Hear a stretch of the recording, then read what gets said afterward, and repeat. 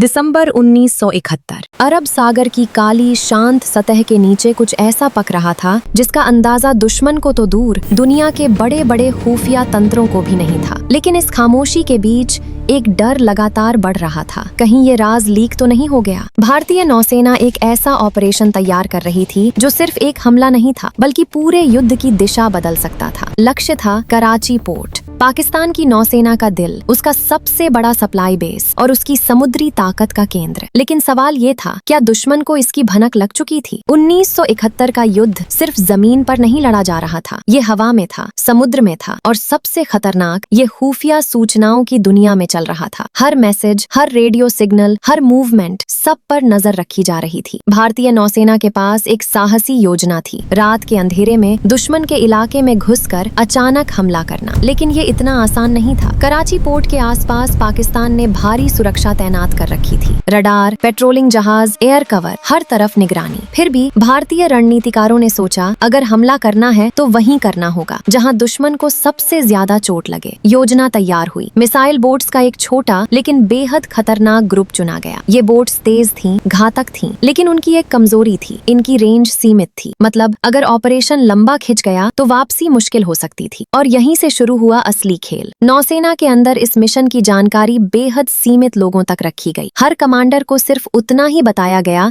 जितना जरूरी था, क्योंकि एक छोटी सी गलती, एक लीक पूरे ऑपरेशन को खत्म कर सकती थी। लेकिन इसी बीच कुछ ऐसा हुआ जिसने सबको बेचैन कर दिया। इंटेलिजेंस चैनल्स में हलचल बढ़ने लगी। कुछ इंटरसेप्टेड मैसेजेस, कुछ अजीब रेडियो सिग्नल और कुछ संदिग्ध मूवमेंट्स ये इशारा कर रहे थे कि शायद दुश्मन को कुछ अंदाजा हो गया है। क्या ये सिर्फ संयोग था या वाकई कहीं से जानकारी बाहर जा चुकी थी? कमांड रूम में बैठे अधिकारी अब सिर्फ योजना नहीं बना रहे थे, वो हर संभावना को तौल रहे थे। अगर कराची तैयार हो चुका है, अगर उनके रडार पहले से अलर्ट हैं, तो ये मिशन एक जाल बन सकता है। फिर भी फैसला लेना था। 3 दिसंबर 1971 युद्ध आधिकारिक तौर पर शुरू हो चुका था। अब समय नहीं था रुकने का। भारतीय नौसेना ने अपने जहाजों को अरब सागर की ओर बढ़ा दिया। रात गहराती जा रही थी, समुद्र पर सन्नाटा था, लेकिन इस सन्नाटे के नीचे इंजन की हल्की गूंज और दिलों की धड़कनें तेज हो रही थीं। मिसाइल बोट्स आगे बढ़ रही थीं, धीरे धीरे, सावधानी से, ताकि दुश्मन के रडार उन्हें पकड़ न सके। हर कुछ मिनट में एक सवाल उठता, क्या हम देखे जा चुके हैं? कम्युनिकेशन बेहद सीमित था। रेडियो साइलेंस बनाए रखा गया था, क्योंकि एक भी ट्रांसमिशन दुश्मन के लिए संकेत बन सकता था। लेकिन फिर एक सिग्नल मिला। एक अज्ञात रेडियो फ्रीक्वेंसी पर कुछ एक्टिविटी दर्ज हुई। ये सामान्य नहीं था। ये उस इलाके से आ रही थी जहां से दुश्मन की निगरानी हो सकती थी। कमांडर्स के दिमाग में एक ही बात घूम रही थी, क्या कराची अलर्ट हो चुका है? अब मिशन सिर्फ हमला नहीं रहा था, ये बन गया था एक दांव जहां हर कदम पर खतरा था। अगर दुश्मन तैयार था तो ये बोट्स सीधे उनकी फायरिंग रेंज में जा सकती थीं, और अगर ऐसा हुआ तो वापसी का कोई रास्ता नहीं होगा। फिर भी आदेश स्पष्ट था, आगे बढ़ो। रात के अंधेरे में बिना किसी रोशनी के ये जहाज कराची के करीब पहुंच रहे थे। हर सेकंड भारी लग रहा था, हर लहर जैसे कोई राज छुपाए बैठी थी। और फिर दूर कहीं हल्की रोशनी दिखी। कराची पोर्ट, वो जगह जहां से पाकिस्तान की नौसेना अपनी ताकत संचालित करती थी। तेल के टैंक, गोदाम, जहाज, सब कुछ वहीं था। लेकिन क्या ये सब अभी भी अनजान था या फिर ये एक जाल था? अचानक रडार पर कुछ मूवमेंट दिखाई दिया। एक जहाज या शायद एक पेट्रोलिंग यूनिट जो उस दिशा में बढ़ रही थी जहां भारतीय बोट्स छुपकर आगे बढ़ रही थीं। कमांडर्स के लिए ये सबसे खतरनाक पल था। अगर ये सिर्फ रूटीन पेट्रोल था तो शायद अभी भी मौका था, लेकिन अगर ये सीधा उनकी ओर आ रहा था तो इसका मतलब साफ था, दुश्मन जान चुका है। समुद्र अब पहले जैसा शांत नहीं लग रहा था। हर आवाज, हर हलचल खतरे का संकेत बन चुकी थी। फिर भी पीछे हटना अब संभव नहीं था, क्योंकि ये सिर्फ एक मिशन नहीं था, ये भारत की समुद्री रणनीति का सबसे बड़ा दांव था। अगर ये सफल होता तो दुश्मन की रीढ़ टूट सकती थी, लेकिन अगर ये असफल होता